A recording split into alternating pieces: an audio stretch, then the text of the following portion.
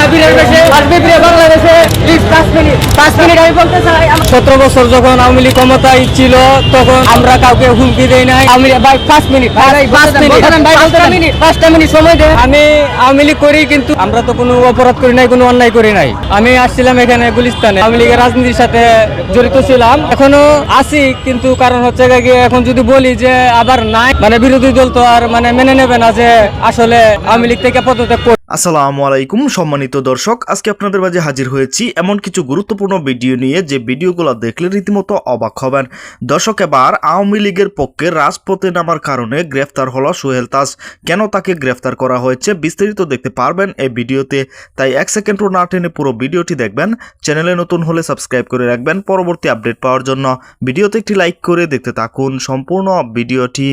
নাই, আমি আসছিলাম এখানে গুলিস্তানে, আওয়ামী লীগের রাজনীতির সাথে জড়িত ছিলাম, এখনো আছি। কিন্তু কারণ হচ্ছে গিয়ে এখন যদি বলি যে আবার নাই, মানে বিরোধী দল তো আর মানে মেনে নেবে না যে আসলে আওয়ামী লীগ থেকে পদত্যাগ করছি। 17 বছর যখন আওয়ামী লীগ ক্ষমতায় ছিল তখন আমরা কাউকে হুমকি দেই নাই, আমরা কাউকে হত্যা করার জন্য আমরা কোনো কিছু করি নাই।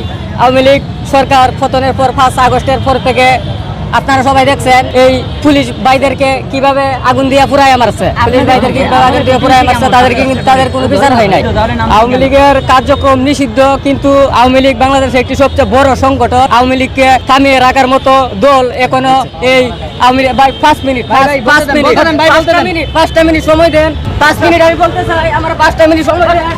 5 মিনিট 5টা মিনিট সময় দেন। জয় বাংলা, জয় বঙ্গবন্ধু।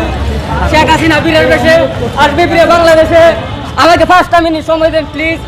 আমরা এই দেশে বাড়াতে না, এই দেশে আমরা উড়ে আসি নাই। বাংলাদেশ থেকে আমরা যে ফেসিবাদ, যে দুর্নীতির লড়াইয়ের জন্য যে গণ অভ্যুত্থান হয়েছে, এই গণ অভ্যুত্থানকে সম্মানিত করার জন্য জাতীয় নির্বাচনের আগে আমরা গণভোট চাই।